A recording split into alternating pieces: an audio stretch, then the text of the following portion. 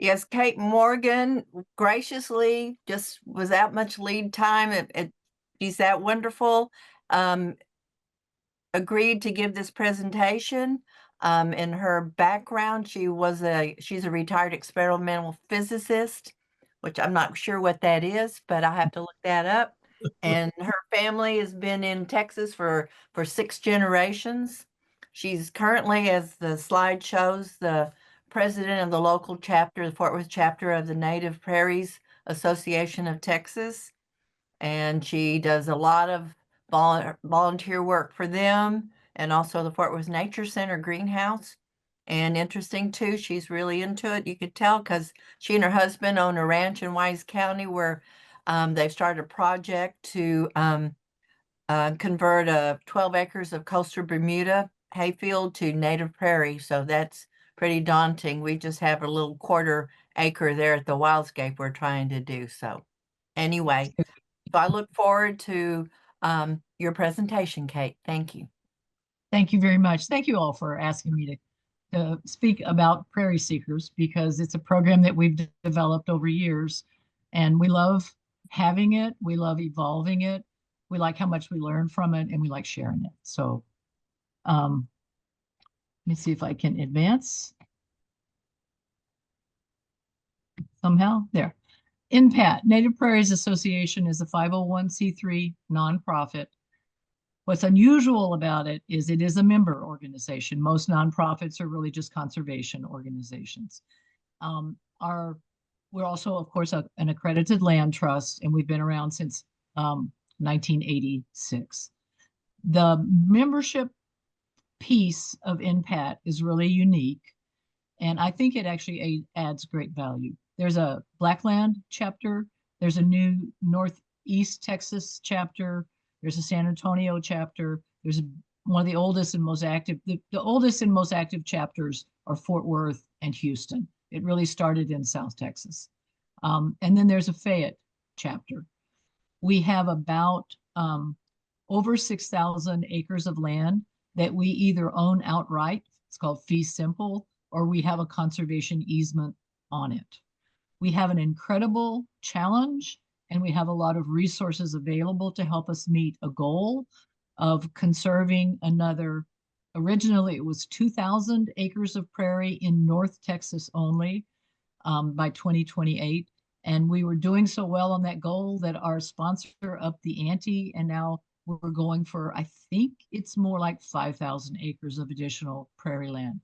And if it sounds like we're in a hurry, we are in a hurry because land is being gobbled up at a rate that we cannot compete with. And until recently, we didn't have the funds to compete on the open market. So we have a chance now, and keep tuned. I'd like to see how well we do with our challenge. The talk I'm going to give you tonight, this is the outline. I'm not going to read everything. I just want you to notice two things. One is the two little symbols. There's a toolbox symbol, and then there's some little circles that are colored. So in the first half of the talk, I'm going to give you a brief introduction to how we evolved the program in the beginning, but I'm really going to talk about the subject matter, and that's what is in the toolbox. And on every slide that I talk about the subject matter, you will see that little red toolbox. When I get to the implementation, that little emblem will go away, and instead you'll see those multicolored circles. And by then I'm talking about how we do it, not what we do. And the reason this presentation is kind of odd is I put it together for a Master Naturalist state annual meeting, and they wanted to put it in the category of models of education. So I added the model of education part on, and they bought it. So, okay. And I love the phrase nature's classroom. And the more I use it, the more appropriate I understand it to be. And I hope you will wind up with an appreciation of why I think that. So the Prairie Seekers mission is to guide participants toward a fundamental understanding of prairies that motivates them to love and protect this unique and disappearing ecosystem. So that's the motivation, plain and simple. We began the program in 2016.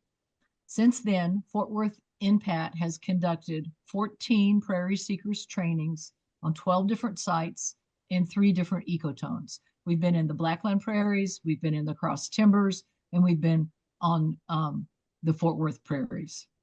We have trained approximately 200 individuals, and it's very approximate because many of our participants come frequently, as many times as they can. And some of those people are actually on this call that show up at almost every training.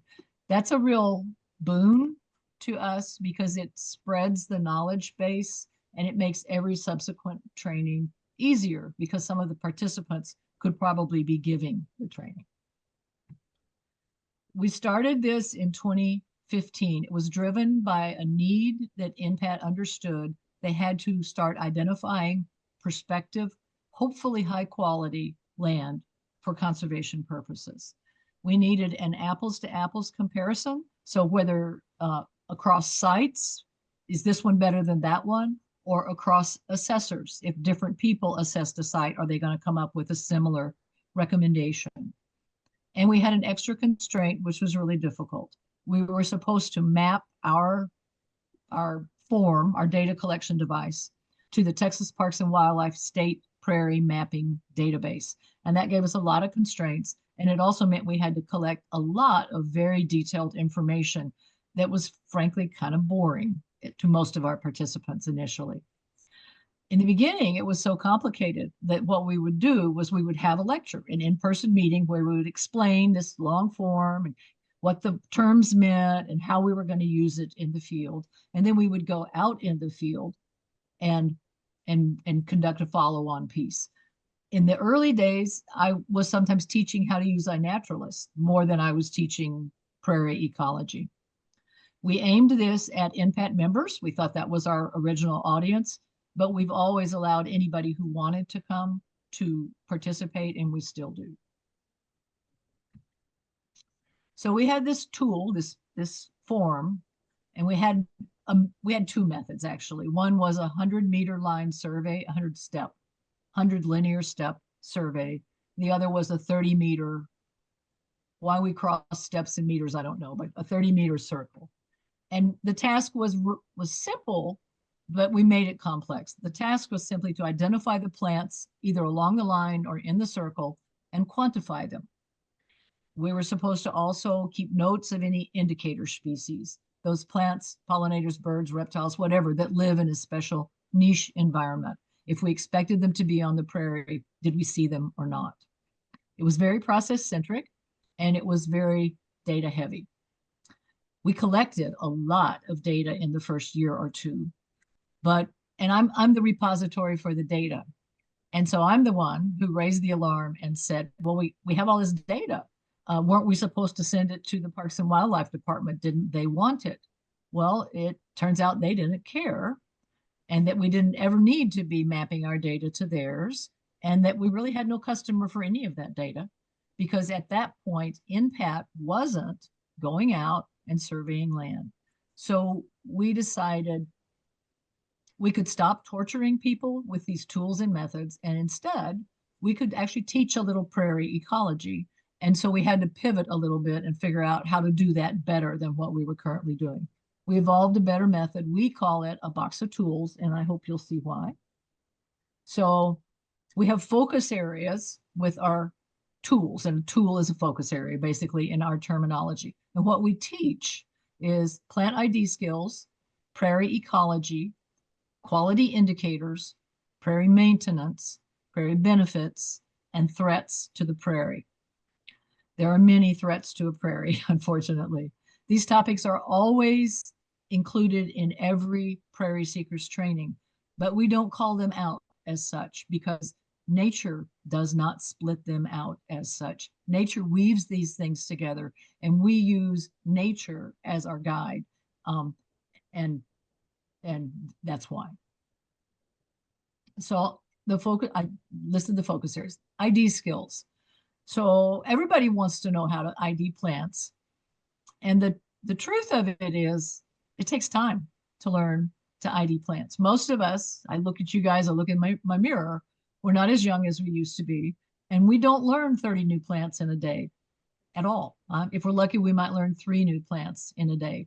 So we have evolved some techniques that we hope facilitate plant ID skills. And the first one is, every Prairie Seekers training is led by experts. There should be a S on there. We have multiple experts for every training. It's technology assisted.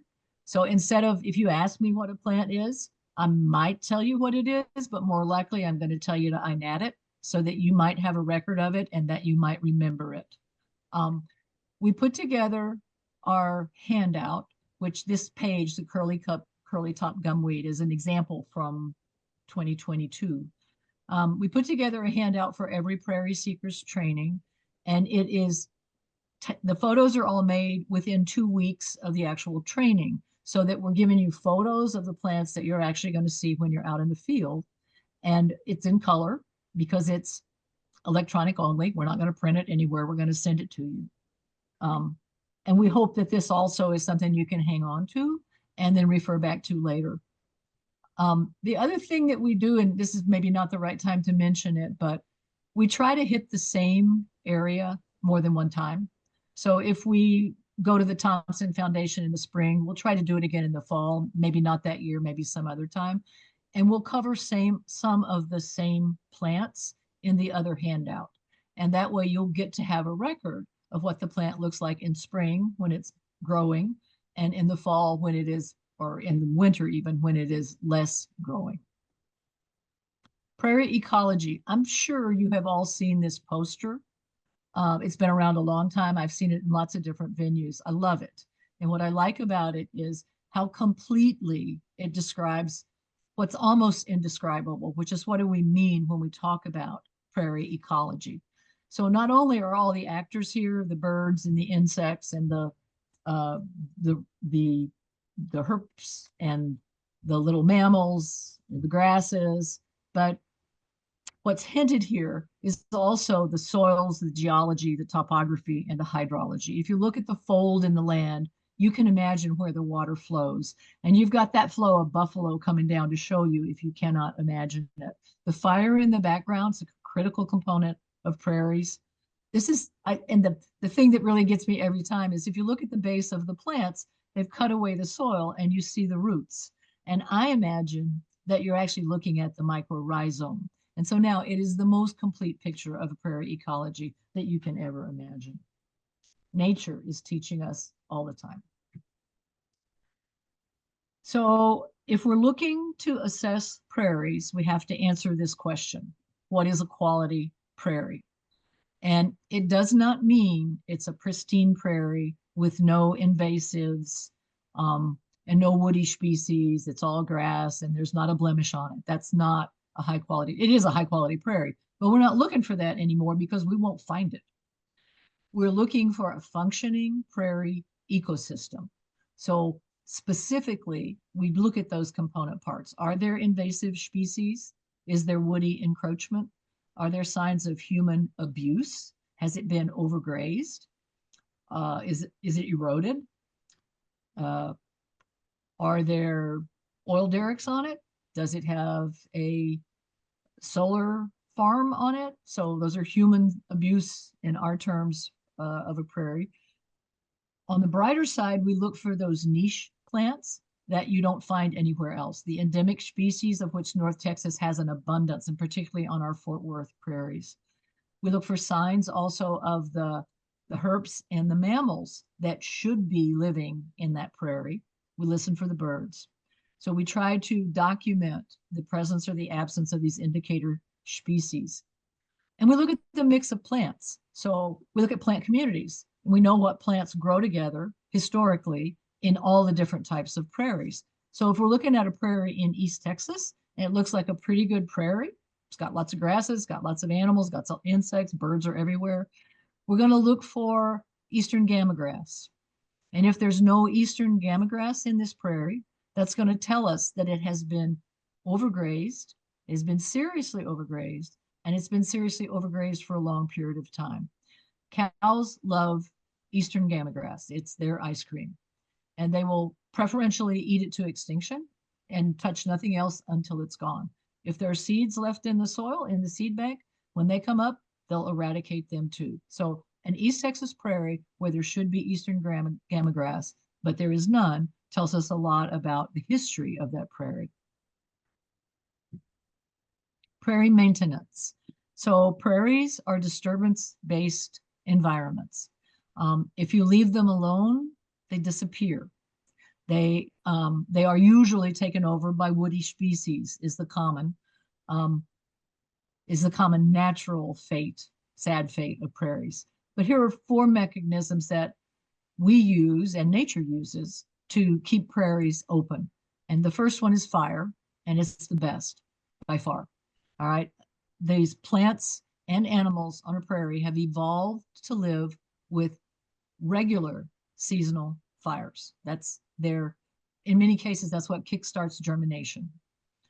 In addition to fire, the bison evolved to live on the prairie and to follow the fire, by the way. Where the fire goes, the new grass grows, and where the new grass grows, the herbivores follow. All right. That also churns the soil,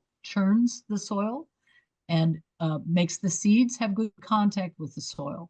So while the herbivores are eating the grass, they're also performing a service because they are all part of the same ecosystem.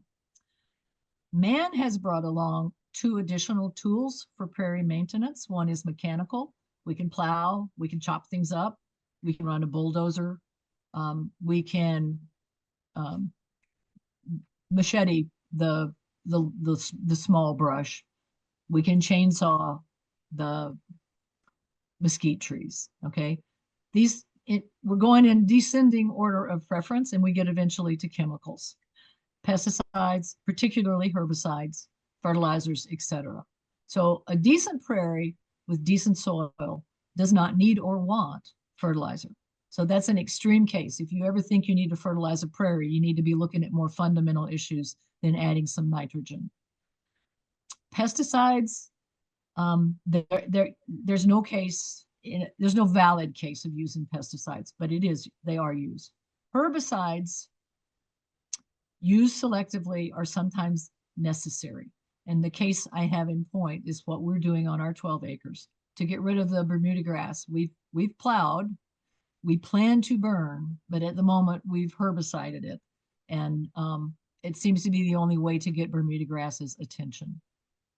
So prairie maintenance. Prairie benefits, there are many. Prairies provide habitat for wildlife that are increasingly rare.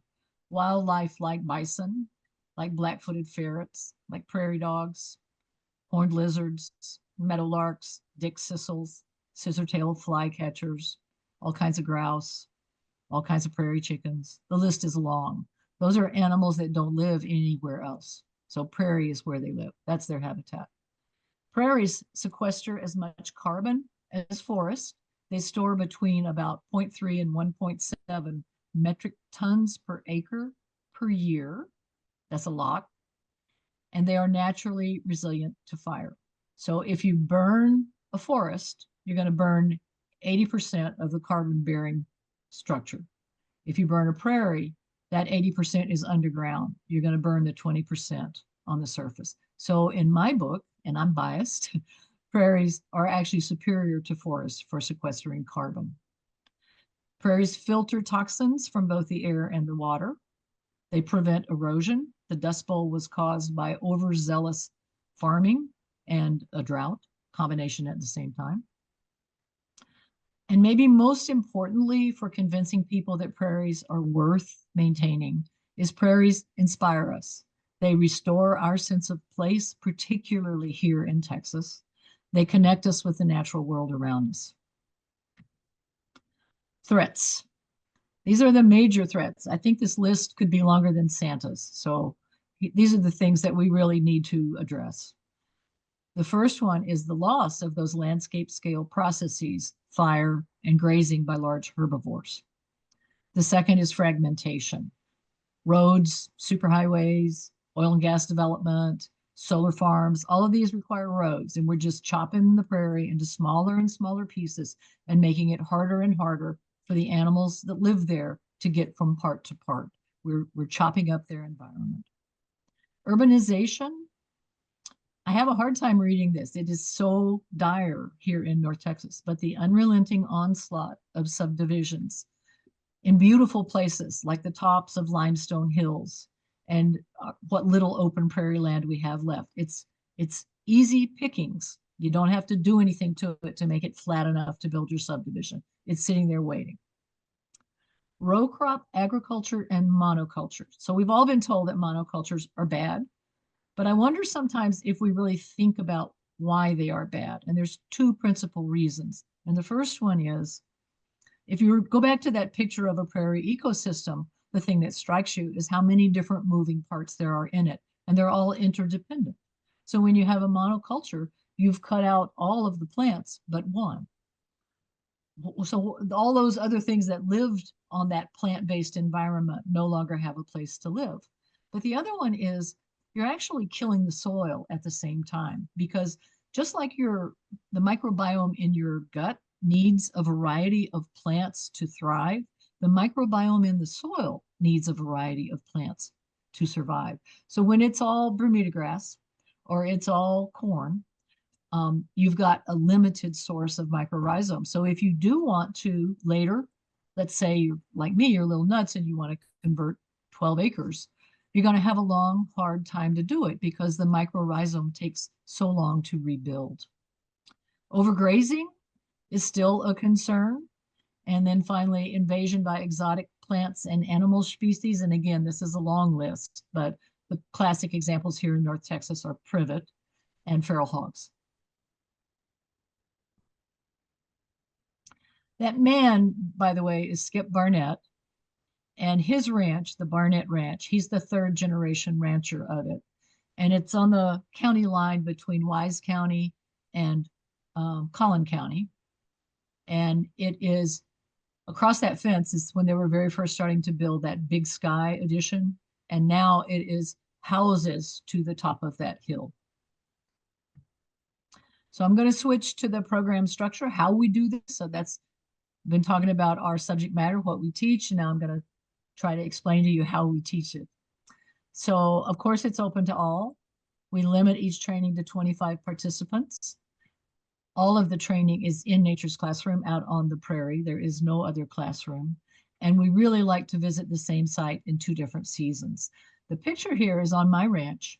The one on the left, they're both lemon bee balm, Monarda citriodoro. The one on the left is late fall, early winter, and the one on the right is spring. They're actually in the same place, but I did a close-up of the beautiful flowers because they entice one. So we have a schedule for each Prairie Seekers training. About 6 weeks in advance, we start doing the logistics. We figure out where we're going. We schedule it. We start advertising the training. We understand if we're going to, sometimes these are pretty remote areas. They could be out in the grasslands or out in Montane County or further, and we may not have the option of eating somewhere locally. We might have to carry lunches, etc. We like to let the people who are thinking about whether or not they want to come, we like to let them know what to expect. In the beginning, we asked for donations, and now we use Ticket Tailor and we just set a fee. I believe we always have filled. We've had a couple of cases where somebody couldn't show up because something came up, but Prairie Seekers is it has an audience, and we're glad for that. And then again, in 2 weeks before the meeting, before the field trip, we do a site visit where we scout out location. So if you're on a ranch, it could be 1,000 acres, could be a couple thousand acres. We're not going to be able to see it all, and we don't want to see it all. We want to pick out the locations that will demonstrate some aspect of those toolbox items that we want to talk about. We might want to pick out specific plants that we want to talk about. If we're going to more than one location, we have to decide, is it small enough? Can we walk? Not usually. Are we going to use pickup trucks, ATVs? How are we going to get around from part to part? So we do all the logistics. And then my personal job in this is to make the photos and create those handouts. And I love doing that. I just Scouts Honor. I upload to iNat every single one so that it's not just my opinion about what the plant is, but I have some kind of communal knowledge backing me up. And then of course I make that handout. So program leadership. So this group of women here, I'll talk a little bit more about some of the individual talents that they bring, but bullets on the left, expert guided layered learning. What do I mean by that? So I mean that all 5 of us are really experts on a wide variety of prairie ecology topics. We have enormous overlap. We also have very special areas, but we're all capable of talking about most of the plants on the prairie ecology. Typically, we take a group of 25 participants and we divide them in 2, and we give each group 2 or 3 trainers for half a day, and then we switch them. So each individual is going to be in a small group of about 12 people with 2 or 3 experts. And we do this because it allows them to ask all the questions they want. It allows them to be exposed to more than one opinion about prairie ecology or what a given plant is, and to form their own ideas. The key that we're the team, all right. So we're all key. But if I had to make a hierarchy, and I will, you would put Suzanne at the top because she organizes this. She is our leader, and she has, of course, she's the past director of the Nature Center, so she has the organizational chops to make it function correctly. Also communication skills and relationship building. Both Suzanne and Michelle are really good at communication and relationship building. They have it in their genes. The desktop publisher and the iNaturalist person, that would be me. Mary Curry, I don't know if you guys are familiar. At the end, if I take my PowerPoint down, I'll show you her book. She's the author of a wonderful book called North Central Texas Wildflowers. It's now in the 2nd edition. She is the most knowledgeable person on the grasslands of any person I've ever toured the grasslands with. She has incredible knowledge of birds, insects, mosses, lichens, plants, etc. She's amazing. Jean Erickson knows more about grasses than any person I know. There's one more person on iNat who may know more than Jean, but I don't know him. So Jean is it. If you have a grass and you can't ID, that one we saw this morning, Bill, Jean would have told you exactly what it was. That's the crew. The relationship building, why do we care? Why is that an important skill set to have? Well, our relationship builders cultivate relationships with the landowners or the land stewards or the land managers or whatever term they like to call themselves. But the point being, we're getting ourselves invited to go visit what is often private land. And we don't just want the invitation to go and look at it. We want to know about it from a personal historical perspective. And that land manager or family member or land steward can give us insight into things that happened on that land that we'll get no other way. And the story I love to tell about Skip Barnett, the very first time we were out there, well, I was out there, I'm sure Suzanne had been there before. He was touring us around and we were looking for the places we were going to see, for the things that we were going to talk about. And we came to a side of his ranch that there's a road running along, it's County Line Road. And there was a gate, and he showed us this gate and he said, you know, this is where we brought those cattle in overland. And we said, what cattle overland? He said, oh, well, my granddad bought some purebred cattle out of Chicago, and they shipped them to Decatur on a train. And we drove them overland from Decatur to right here, this spot where we opened the gate and let them in our fields. That creates an image and a connection that you're not going to get walking through a park or walking by yourself in anybody's field. So that's really the value of building these relationships with the land stewards. It helps you connect the love of our Texas heritage to the love of a prairie, but it really creates a sense of place. What makes Prairie Seekers successful? And I judge success by the fact that not only do people come back, do we have repeat, but the core team, we all also come back. So we're enjoying it at least as much as our participants are. So what makes it successful? Well, I think the first thing is we have the right group of people. We have real experts who are leading it. There's nobody telling us what to do. We're doing it. All right. We tailor the curriculum to suit our skills. So we look a lot at grasses. Jean can tell us a lot about grasses. We pick out places where there's seats and low places that both Suzanne and Mary Curry can talk about at great length. So we want to leverage our skills and share that information. But the other really important thing is we encourage our participants to contribute. We have so many that have done it many times. They probably know as much as we do by now. And with a group of 12 or 15 people, sometimes as many as 25, to have those other individuals in the crowd who can catch a question or respond to something, but also who can try out their own knowledge. So how you know if I'm the former physicist, how I know if I have actually learned something is when I try to explain it to somebody else. If I can communicate it clearly to them, I've got it. And that's an opportunity for our participants to try their own skills out. And of course, we could not do it without the support of the landowners, the managers, and the land stewards. So here's my pictogram of what Prairie Seekers training looks like. And you'll see that there's these 4 quadrants. The domain experts, the land stewards, the ecology, which is a packed corner, by the way, and our own human impact. And that's overlaid on the base of the geology, the hydrology, and the climatology, which are, at least for the hydrology and the climatology, they are always variables from year to year. The geology is pretty fixed.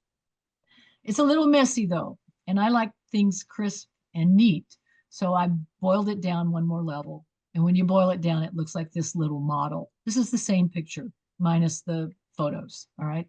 It's the same 4 quadrants: experts, stewards, ecology, and human impact. And we talk about all of that in the context of the climate, the geology, and the hydrology. This is nature's classroom. You don't learn this out of a book.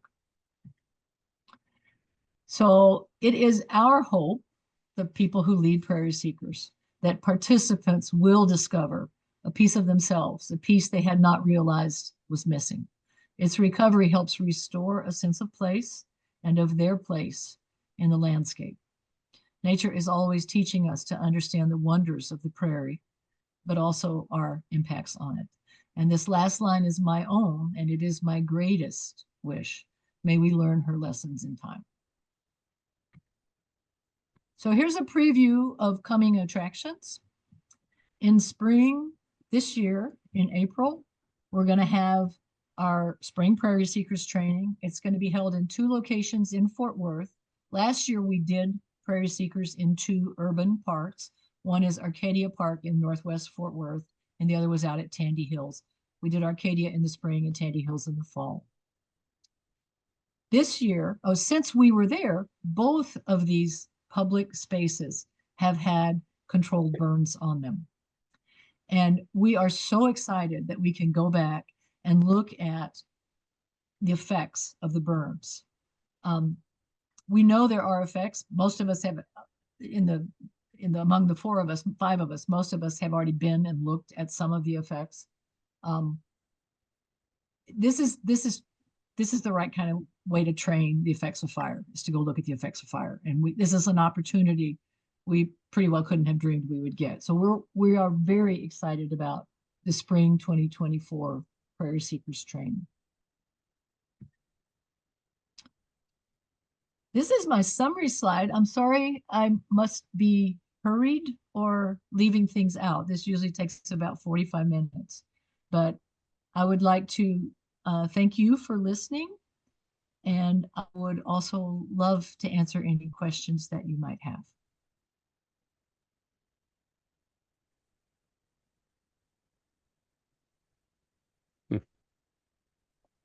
Thanks. Very exciting stuff. You're welcome, Bill. And there are not any questions in the chat right now. So if anybody has any. Yeah, I have a question. I have my hand up. I don't know if you can hear me. I can hear you, Grace. Uh, Um, I was wondering if, how do you know when you're in a prairie? As opposed to, for instance, at one of the local preserves in Arlington, is the Prairie Cape Nature Preserve, we have a yucca meadow, but I don't know the acreage. It's mostly yucca nicotino. Um, but what makes it a yucca meadow as opposed to a prairie? And what is there a minimum size for a prairie as opposed to, say, a glade between a wooded area? So these are super questions. And I would say that both terms, prairie and meadow, are not crisply defined, particularly where they overlap. Okay. A meadow is often a prairie. Prairie tends to be a little bit different. The yucca, by the way, is a native prairie plant. And we see fields of yucca in many of the prairies that we visit. There's a lot of yucca, for example, at Tandy Hills, and there's a lot of yucca out at the Fort Worth Nature Center where they have prairies. So I think the defining characteristic of a prairie is it's an open, not canopied, open grassland. Prairies typically, and there are lots of different kinds of prairies. The prairies in East Texas, some of them get 50 or 60 inches of rainfall a year. The prairies in West Texas might get 10 or 12. So rainfall is not the defining characteristic, and neither is size. I have a pocket prairie on the back of my ranch. It's a small area that has never been plowed. It's a functioning prairie. I think that's the key is, does it function as a prairie? Does it provide habitat for a complete ecosystem's worth of animals? So are there microbes in the soil and insects crawling around or flying around? Are the birds using the plant material? Maybe nesting in nearby trees, but also maybe nesting in the cover of the brushy areas. Do the native mammals, whatever they are, come and go? Do you see evidence of this? So for me, a prairie is a functioning grass-based ecosystem. It can be small, and it can be immense. The original, we had 6 million acres of prairies between Mexico and Canada before we invaded this continent. We have less than 1% of, about 3% of prairies are left overall, 3%. And about 1% of that is a tall grass prairie, which is one of the more interesting and beautiful types of prairies. But prairie grasses, the further west you go, the height of the grass gets lower. So as the rainfall diminishes, the size of the plants diminish in proportion. And when you go further east, you get the big gamma grasses and the other, Here in north central Texas, we do have the big four prairie grasses: little blue stem, big blue stem, Indian grass, and switchgrass. They're all right here. But you go further west and we start dropping off the less drought tolerant ones, which would be switchgrass and Indian grass. And then not far after that, you lose big blue stem and you just got little blue. I don't know if I answered your question, but those are my thoughts. You did, thank you. I was just wondering, is there any talk about maybe having a necklace of prairie of pocket prairies? Is that something that might help? I love that image. I love that image. There are pocket prairies in many of our parks. I mean, Tandy Hills, I don't know how much or if anybody really Oh, yeah, profits from Tandy Hills, but it's a jewel. It's the crown jewel in the absolutely. Fort Worth Park Yeah, System. no, we love it. It's totally amazing. So, and it has a riparian bottom area and then these lovely prairies up on View Street. In a way, that's 3 pocket prairies in a row right there, strung together on a necklace. So your image is beautiful. We talk, so in this effort, I mentioned briefly earlier that we have a grant and we have a goal of protecting, conserving another 5,000 acres of prairie in North Texas. That's what this will wind up functioning as, because you need a certain density of these prairie areas in order for the animals to survive. and to move about from one to the other. So, and my guess is that the average size of those will be relatively modest, 100 to 200 acres or so. A true pocket prairie is like 1 to 5, maybe 10 acres. That's arbitrary, by the way. That's my definition. I don't think it's written down anywhere. But mostly you would love, if you drive north to Kansas or Nebraska, you can still see prairie to the horizon. And that's an inspiring moment, but it's not going to happen here anymore. We have to put together those chains of the islands that you just mentioned. Yes, there is talk about it. We're trying to do it. Okay, Thank you for those questions. Got one more? there is one Linda Little has in the chat. Can you discuss the restoration efforts at Rocky Creek Park going on presently? Yeah. Thank you, Linda. That's another nice question. So I don't know how much you know about Rocky Creek Park, but the city of Fort Worth acquired it. It was ranch land originally about 4 years ago. I'm guessing, I think it was long about the onset of COVID, probably. Some of the land was badly degraded. There were some pockets of beautiful prairie. There's some riparian area that is breathtaking, and the prairie alongside of it. And so the city was convinced to conserve. So some of it will be soccer fields and parking lots and swing sets, etc. But a large portion of it will be restored. And the person in charge of restoring it is Jared Hall, who is among other things, he's a very talented young man, but among other things, he's a certified burn manager. And so the first tool that I will mention is burning. So they had planted Bermuda grass over much of it, and there's also invasive Johnson grass over much of it. So they did prepare the area for burning, and they've had at least 2 and maybe 3 burns now. And in between burns, they are using herbicides. They're using glyphosate on the Bermuda grass and the Johnson grass. I don't know what they're doing about privet, if anything, but there was not the kind of privet problem there that we see out at the nature center. So basically, Jared is leading a restoration effort that is very similar to what my husband and I are trying to do here on our ranch. We're trying to set the Bermuda grass back with glyphosate, and then the plan is to burn it out of existence. And once we have it on the run, and this is actually, we've just now reseeded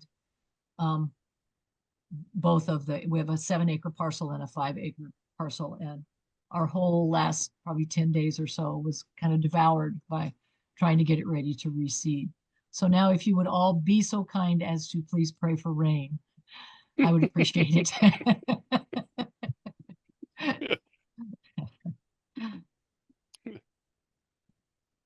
Hey, anybody else have a question or want to say anything?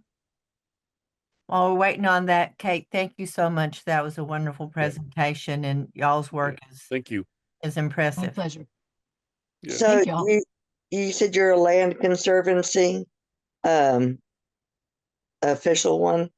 Where do you find land? I mean, how do you go about finding land that you can purchase to conserve?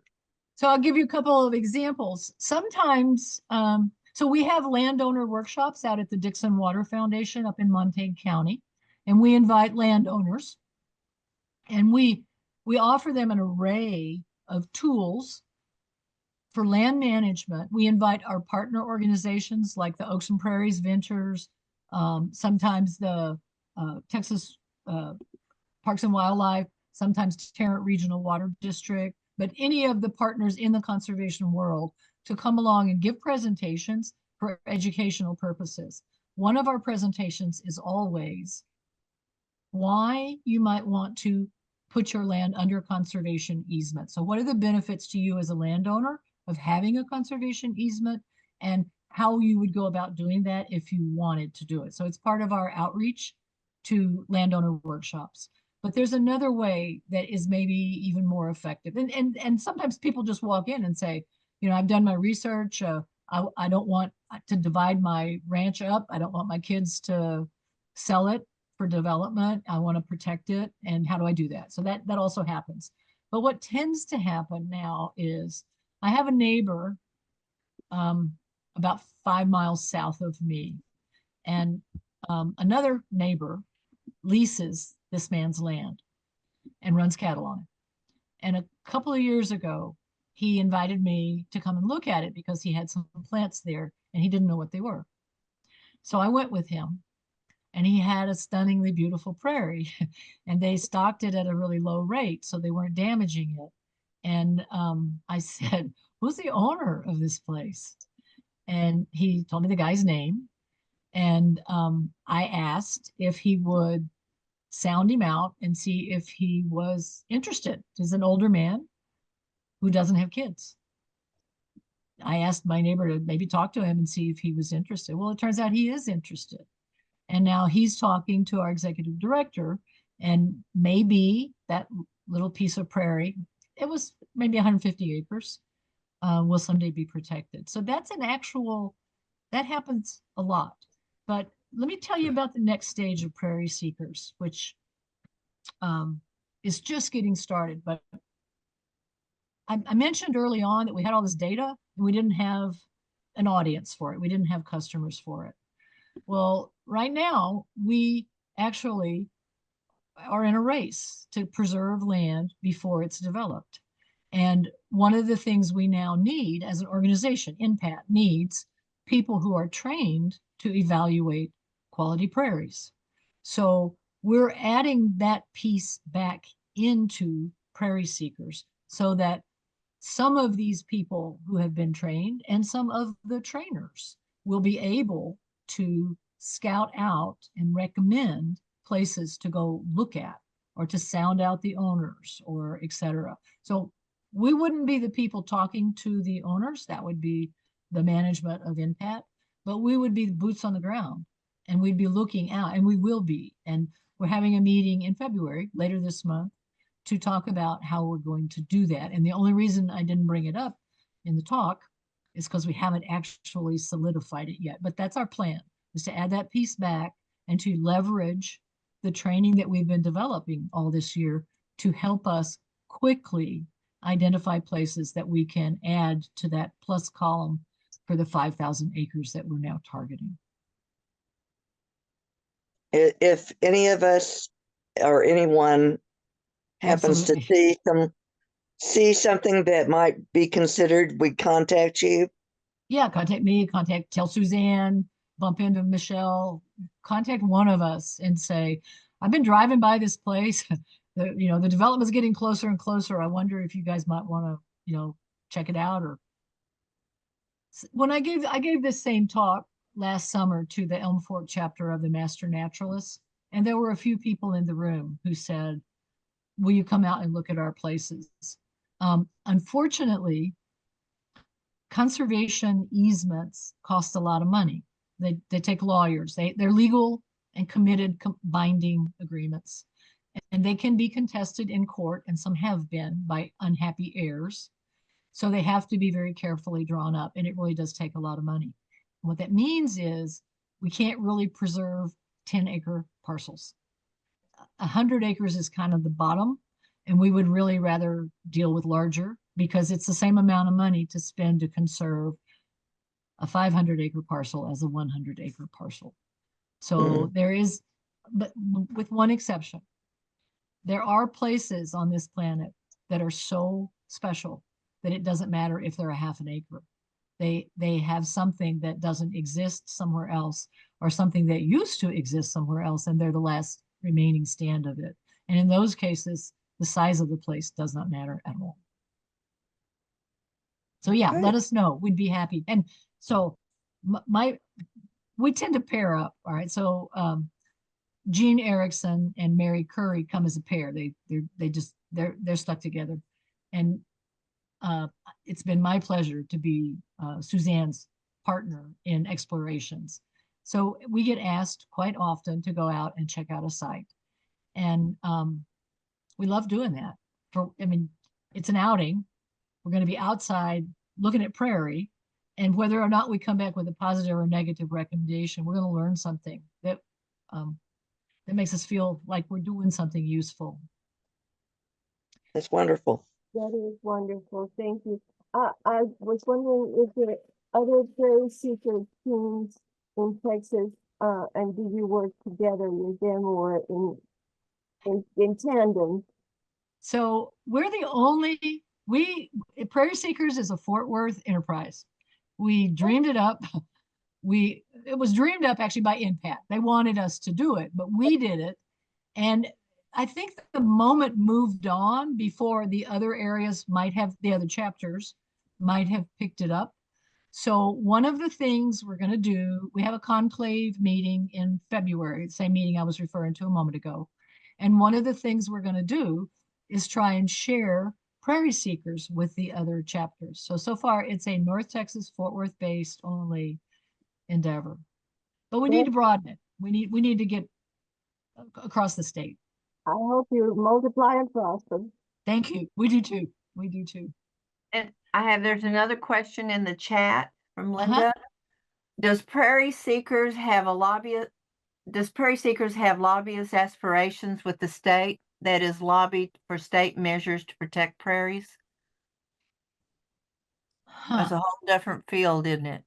Yeah, I think as a 501c3, we actually can't pay for lobbyists. That's true. So we could go as representatives of NPAT, as volunteers. Any of us could go, but that's a little bit different from an organized lobbying. The people that you pay to go lobby on your behalf for the state. We have lobbied certain aspects, we and others, not just the NPAT, but the Nature Conservancy and the Texas Land Conservancy have lobbied and been somewhat successful getting laws to prevent HOAs from telling tenants they cannot have drought tolerant plants, or they cannot plant prairie plants, or they must garden in a specific style. So I think that first law was passed in 2018, I believe, and it's been amended once to make it better. So we do start to have, and water, I didn't mention water very much in this presentation, if at all, but water is really going to be where the fight is fought in Texas. We don't have enough for the people we have now. We're fighting over where to build reservoirs. We are not taking water usage into account when we're approving new subdevelopments. We don't know where it's coming from, and we're approving them anyway. So this will land in the legislature's lap without any help from us, but we'll be helping. Water's critical, and it's part of the ecosystem. You take the water out, we don't have prairies, we have deserts. Good question, Linda. Thank you. You network your people that work with you, or not necessarily your people that do the ID, but the people that the landowners. Do you have a network of those people with a newsletter or a communication mechanism to link those together? So, I don't know that we have. We do have mailing lists that they are on. All right, and most of them actually receive the state newsletter, but a targeted letter. We reach out to them when we're going to have a landowner workshop. So I know we have their contact information, and they can decide whether or not to come. Dick, that's a great question. I'm not sure I'm capable of really answering it, but I will go back and I don't know if you guys have met Amber Arsenault. She took over as executive director of NPAT about this time last year. She took over from Kirsty Harms, who had been our executive director for maybe 5 or 6 years. Amber is a dynamo, and she's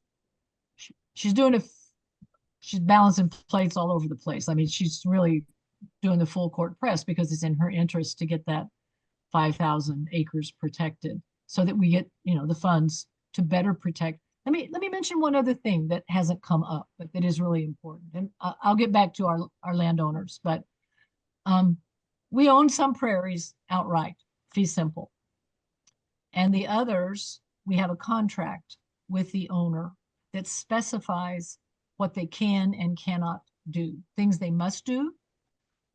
They must eradicate invasive species, things they cannot do. They cannot subdivide it. They can't build more houses on it.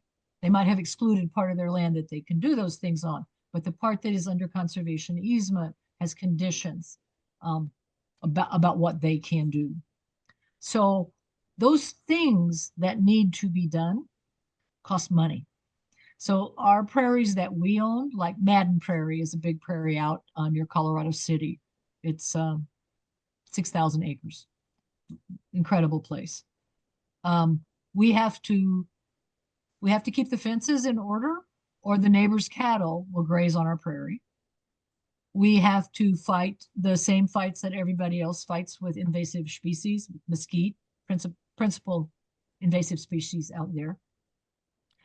We have to keep running water in various locations for wildlife, for birds and mammals, and because there isn't a piece of the river that runs through it, but it's seasonal.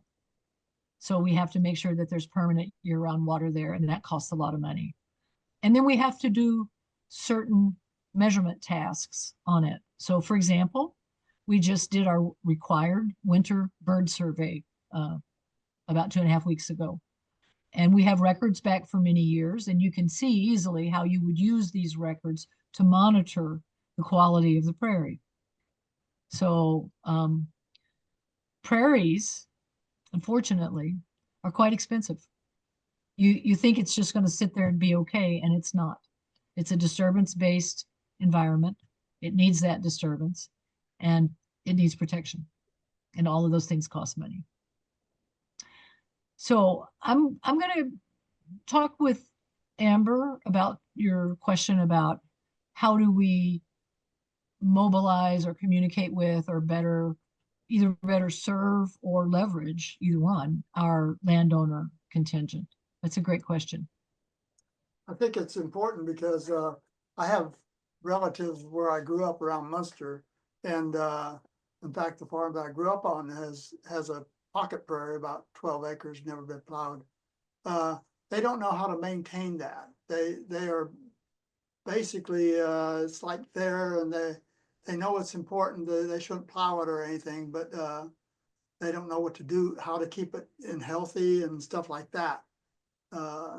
Some of my relatives have a lot more prairie, so they're not necessarily people that like to go to meetings with, they're afraid of people identifying stuff. I mean, they distrust government quite a lot. We're from the government and we're here to help you. I hear that a lot. It's a scary statement to most of our farmers and ranchers. They've been helped before. Yeah. So anyway, the way that yes, I could say, to make it personal, say, okay, here's a newsletter or something you can subscribe to that will help you understand that part of your property. So our statewide newsletter is a really good resource for that because they have the kind of articles that help. And you can subscribe to our statewide newsletter. Anyone can. Our local newsletters tend to be filled with our activities, what we, the prairie community, is doing to entertain ourselves and to spread the word, savage cabbage bashes or Prairie Seekers training, etc. But the state, and the other thing is to reach out directly to me or Suzanne or Amber and say, we're putting together, it's not ready for prime time, but that's another topic for our February meeting. We're putting together a toolkit for landowners who want to maintain a prairie. You're right. Most people don't know that they need to burn it. Most people don't know anything about maintaining a prairie. So yes, we're working on that, and there's a lot of material on the web. Unfortunately, it's not all equally scientifically based. So you want to be a little careful about just pointing somebody generically, well, you can go look this up. So yes, we're working to provide that resource. Please stay in touch with us and maybe just ping me again in March.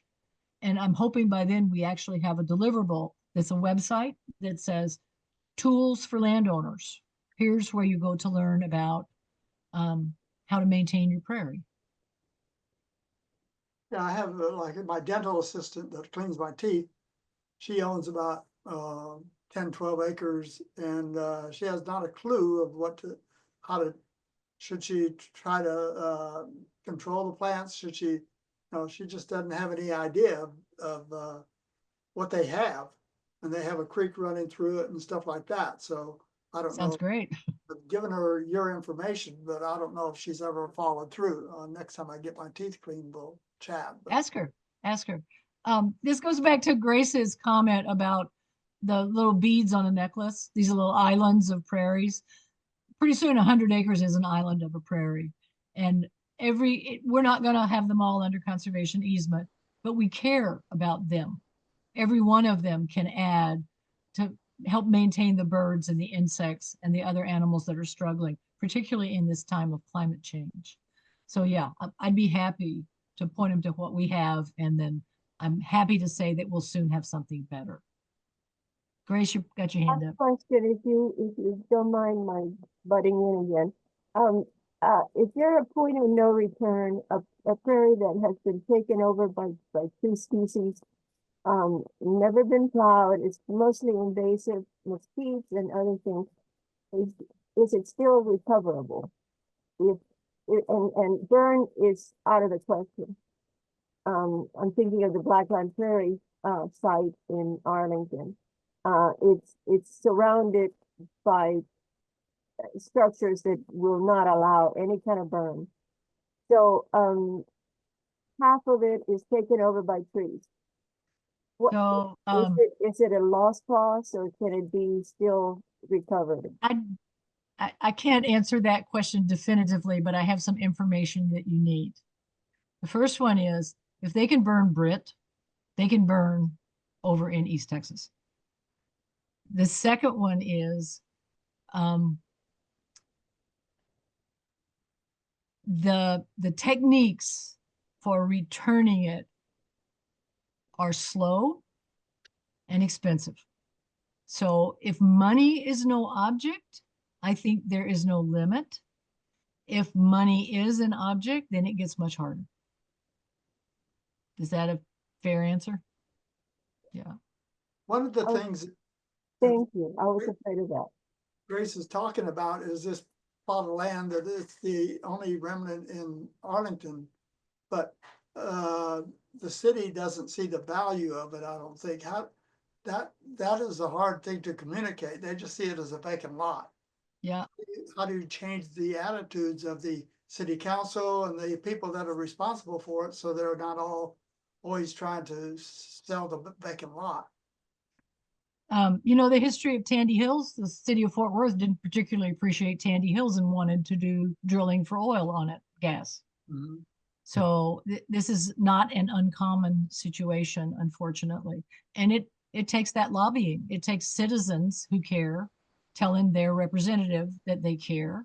And it takes them showing up day after day, year after year, and making a fuss. Unfortunately, government pays a lot of attention to the big pocket people who can, the developers. They're pumping money into the system. The residents around that park or that lovely, lonely little field, their voice is probably not as loud.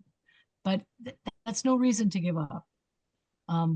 It really takes an advocate who is unwilling to give up.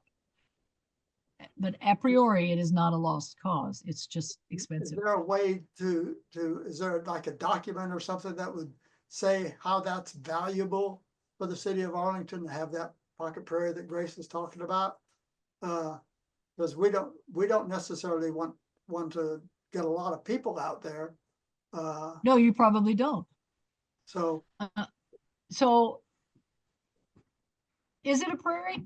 Is it still functioning as a prairie would be my first question. Because it may be that it no longer is functioning, in which case at the moment it doesn't have that value. So I could argue what a prairie gives the city, that list on my presentation are the benefits of a prairie. Is like 10 acres, and the 5 acres that border a street of it's a totally functioning prairie. Okay. It's never been plowed. It's got guy, and it's never been plowed. But the other half of the prairie Is overrun. is taken over by trees. Okay. Okay. And they used to run cattle there. Okay. So you're probably not going to do anything about the trees No. ever, because there are tree huggers in this world too. Right. So the 5 acres, that's prairies. So is there any kind of a neighborhood association, or does We are. We're not neighbors, but we have friends of the Black Hawk Prairie Park. okay. What's it called? Where is it? I want to go see it. Oh, it's at New York Avenue. Okay. New York Avenue, about a mile south of I-20. And Okay. you'll see the sign. It's on the east side as you're going south. It's on your left. So I'm happy to come and look at it. And if I don't have, I will talk to Amber and see if she's got tricks up her sleeve that I just don't know about, and she well may. She worked for the Texas Land Conservancy before she joined us, so she's been a long time in this business. And she'll just, so the argument for a prairie, there are arguments that are cogent about why a city benefits from open areas, and it has to do with health, people's happiness, and I'm not talking about parks where kids can, do baseball and tennis and things like that. I'm talking about open space where you can sit down and it can be quiet, and there might be birds and butterflies around you. So there's a lot of research. I don't know how cogently it's pulled together. Anyway, my takeaway is I'll get with Amber and see if And she I'll can send point you the me in the right information. direction. I'll send you the information with the coordinates and everything, so you shouldn't have any Great. problem. And then I So want to go Kate- look at it.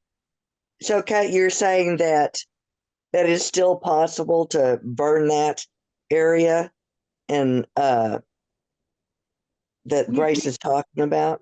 We burned Tandy Hills this year. Well, last year. It was in December. And this young man I was talking about, Jared Hall, he's so precise. He's so careful. He inscribed fire lines, no fire lines around the little various pocket prairies, Mhm. and maintained them meticulously, waiting for the right weather. We waited for almost 2 months for the weather to be appropriate to actually burn this area. And then on the burn day, he orchestrated it like a theater presentation. It just was phase 1, phase 2, phase 3, move here, go to point B, light that fire, sweep across. It was amazing to watch. So Yeah. yes. And okay, the other thing I was going to mention earlier, the state of Texas, who's the landowner? Who owns this land? You're on the land we're talking about? Uh-huh. It is city-owned land. City City owned. of Okay. Arlington. So, dang it. There's a state law that says a landowner cannot be prohibited from burning their land. Now, you have, liability if you burn the neighbor's house, etc. So, Right. we have something called a burn manager or a burn boss, who usually is the knowledgeable person who tells you what all you have to do in order to safely burn this 5-acre parcel. And it may turn out to be expensive, or it may turn out to be too hard or too time consuming. But if it's a prairie, it shouldn't be. All right. So they will come in and prep the area, but the owner has to be the one to light the fire. And if the city isn't convinced it's in their interest to burn that, Well, they have been more open to that recently. We've been been having a lot of discussing it. high profile, very successful burns across Fort Worth. I hope you're looking, Arlington. Yeah, Yes. The Arlington and Miller, Park- and Miller noted that she believes that Arlington Parks and Rec and AFD can be encouraged to conduct prescribed burns, and that, you know, the Blackland Prairie is a prime candidate. Absolutely. The city of Fort Worth is really setting a wonderful example. I hope it gets leveraged. Yeah, they have said that firefighters that have been working with Fort Worth, Arlington firefighters, are actually kind of itching to do it. Yeah, the firefighters love it. A lot of them train out at the Fort Worth Nature Center. They have a lot of prescribed burns out there. And last week there was one that had the Fort Worth Fire Department and the Lake Worth Fire Department. But fire departments come from all over North Texas to learn wildland fire control when we have the prescribed burns at the Nature Center. Yeah, our group, part of the Arlington Conservation Council, one of the groups called Fauna, meets with the city quarterly. And that was, we've talked about being, the people that volunteer in the park, the Friends of the Parks group, being part of that, team that, at least observes how they burn and what the considerations are and everything. So we can look at parks and see that, like the park I volunteer with has a housing around it, but there may be a lot of things that we should look at in terms of taking away the brush that's along the Yes. fence line that separates a park, because parks get people with cigarettes and everything else they throw out. So Sure. we should be much more knowledgeable about how to protect the neighbors from the park and the park from the neighbor and stuff like that. The biggest selling point for a burn, my husband and I, in addition to the conservation, the conversion of the fields, we're making our woods and our entire property more resilient to fire. And the way you do that is you burn it. You either create paths that the fire can't cross, or you pre-burn the areas that could get out of control. And so for most of all of our lives, fire is something that we've suppressed, and we're a little bit afraid of it. It's our best tool for keeping the environment safe from fire. So I think that word is starting to get out, and I see more and more burns in North Texas. So it may be just the right moment to look into that possibility for your 5 acres. Fire is so beneficial. It's amazing. When you we had an unprescribed burn, let's call it, on our land up on the hill here. This about 4 years ago. And you know, you're frantic to get it put out, but it was a big fire. So it took a while, and it killed some beautiful old oak trees, and it was a pretty big fire. And I was kind of sad about it until the next year I was walking up in there kind of surveying what I thought was the damage. And I found a Monarda punctata, a spotted bee balm that was taller than I was and had branches like a candelabra with 15 little flower pods, whatever. Linda told me the name of that earlier today and I forgot it. The Monarda has these little groupings of flowers along a stem. It had 15 and it was taller than I was. And that was the effect of the fire. It liberated so much minerals from that had been bound up in the trees and the brush and the shrubs around it. It was now available in the soil, and the plant could take it up. So it's amazing what a fire can do for prairie plants. Yeah, at the Cross Timbers Master Naturalist State Conferences, they had a walk in a prairie that the fire got out of control and burned a lot of it.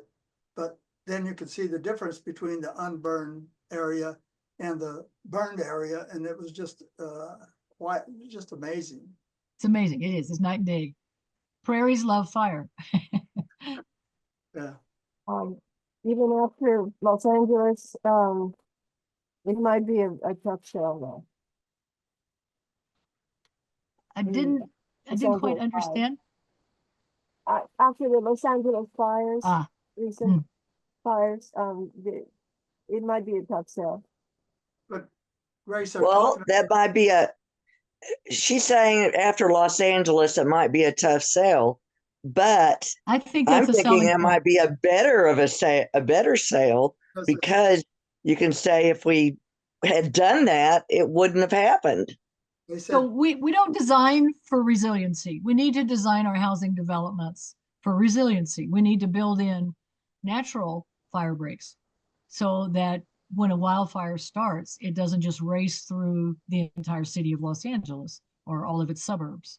And that's the lesson there. It's not I mean, the Chicago fire could have taught us all that fire is dangerous. But what we really need to take away is that if you don't plan for fire, if you don't build in the possibility and mitigate what the major part of the damage, then you get those catastrophic results. But it doesn't have to. they said the California fires can, are there, they could start again because there's enough brush left. Yes, There's enough timber and everything there. I read that. Several burns can go through and, because there's, it could do a lot of the same destruction. So there's just too much fuel on the ground and it's too dry and too hot. So when you add those three things together, any spark is an inferno. If there's less fuel to start with, you're better off. So it's been such a treat. Oh, thank you. Thank you. It has been fun. Thank you, thank you, thank you. We'll be in touch. Great. All right. I have new friends. Thanks, guys. Thank you. All right. Thank you very much. It was wonderful. Thanks, Here's the Kate. book I told you about. Mary Curry. If you haven't gotten this book, get the book. I think I have the first edition. Second one is better. Okay. Bye-bye. Bye-bye. Bye-bye. Bye.